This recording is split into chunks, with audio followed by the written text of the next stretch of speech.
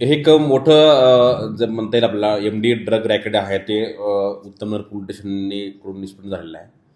घटना अशी आहे की आपल्याकडे एक उत्तमनगर पोलीस स्टेशनला एक मायनर मिसिंग गर्ल होती मुलगी.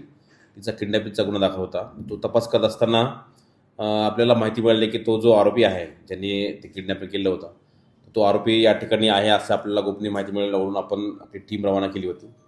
त्या टीमला रवाना केल्यानंतर त्या ठिकाणी तो आरोपी सापडला.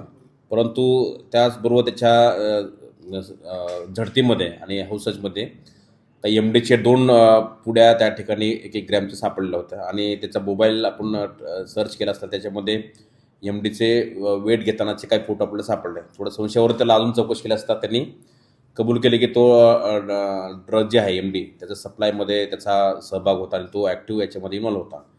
त्याचं पूर्ण अकाउंट आपण चेक केलं असता जवळपास त्याच्या एकाच अकाउंटवरून आपल्याला जवळपास 300 ट्रान्झॅक्शन्स मिळाले की ते सगळे त्यांनी कबूल केले की त्याच्यामध्ये ते सगळे ड्रगला ज्याला तो ड्रग द्यायचा आणि याच्याकडून घ्यायचा त्या एकमेकांमध्ये ट्रान्झॅक्शन आहेत. त्याच्यामध्ये काही बिल्डर आहेत, काही सप्लायर आहेत आणि काही कन्झ्युम करणारे लोकंसुद्धा आहेत. जवळपास आपल्याला 300 ट्रान्झॅक्शन त्याच्या फक्त एक 4 महिन्याचे ट्रान्झॅक्शन मिळाले. आता याच्यामध्ये जर बॅकवर्ड लिंकेजला आपण गेलं तर त्याच्यात अजूनसुद्धा ट्रान्झॅक्शन आपल्याला मिळतील आणि याच्यामध्ये ही फक्त एक लाईन आहे. त्यानंतर आपण थोडा तपास पुरवठा केला असताना काही आपल्याला नावं मिळाली. जवळपास एक 8 नावं मेजर निष्पन्न झाले. ते याच्यामध्ये इन्व्हॉल्व असल्याचं निष्पन्न झालं. त्याच्यामध्ये एक भैया ताडे आहे, तो दुसरा एक दहिबाती त्याला पण आपण अरेस्ट केला. एक नायर नावाचा आरोपी आहे, एक जतीन कदम म्हणून आहे वारीचाच. अशी 4 आरोपी आपण त्या दिवशी अटक केली. अजून 4 अजून फरार आहेत. त्याच्यासाठी टीम आपण रवाना केल्या आहेत.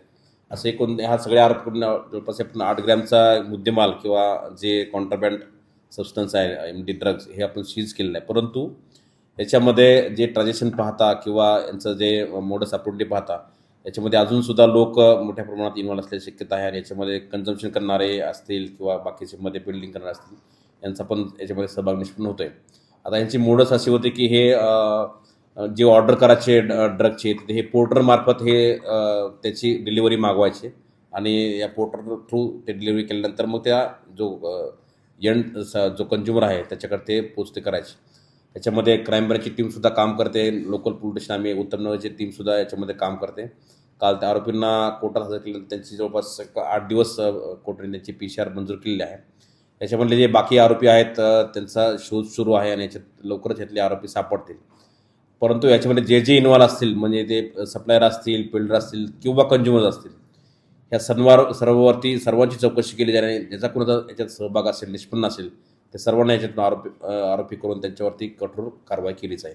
याचं वय काय आहे आणि तो नेमका काय करतोय, शिक्षण घेतोय का नोकरी? नाही, हा राठोड जो आहे स्वप्न राठोड जो आहे तो राठ्या तो 28 वर्षाचा आहे. तो असं काही खास काही काम करत नाही. परंतु त्याच्यावरती त्याचं गुन्हेगारी रेकॉर्डसुद्धा आहे. जवळपास त्याच्यावरती पूर्वीचे गुन्हे पण दाखल आहेत आणि ज्याच्याकडून तो आणायचा त्याचासुद्धा रेकॉर्ड आहे. आणि हे दोन्ही आरोपी मागच्या 2-3 वर्षापूर्वी येरवडा जेलमध्ये असताना त्यांची ओळख झाली होती आणि त्याच ओळखीच्या याच्यातून त्यांचं कम्युनिकेशन किंवा त्यांचं एकमेकांचा ओळख आणि ओळखीतून हा सगळा व्यवहार झाल्याचे निष्पन्न होत आहे. एक 6 महिन्यापूर्वीची होती. गेल्या वर्षीची मिसिंग होती. ते मिसिंगची तपास करत असताना हा गोष्ट आपल्याला सापडलेली की याच्यामध्ये तो आरोपी निष्पन्न झालेला आणि ती मुलगी पण आपल्याला मिळाली आणि तो आरोपी पण सापडलेला आहे.